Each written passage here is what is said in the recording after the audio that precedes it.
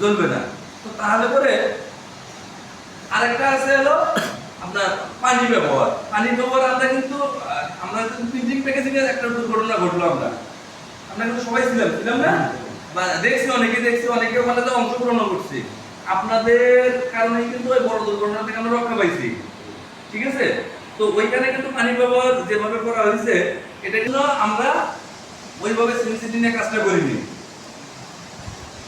একে তো আমরা ইলেকট্রিকে প্রথম পানিটা মারছিলাম, আল্লাহ তাআলা আমাদের হায়াত ভালো রাখছিল বিধায় আমরা ওখান থেকে রক্ষা হইতে পারছি। আমরা প্রথমত মানে যারা পানিটা ব্যবহার করছিল, ইলেকট্রিক পাওয়ারটা তখন ছিল অফ ছিল না, অন ছিল। যখন ওখানে ওই ইলেকট্রিক পানিটা মারছিল তখন কিন্তু ওরা বাস্ট করছে, ঠিক আছে? ওখানে যে কয়জন ব্যক্তি পানি মারছিল ওখান থেকে একটা লোক বাইরে যেতে পারতো না।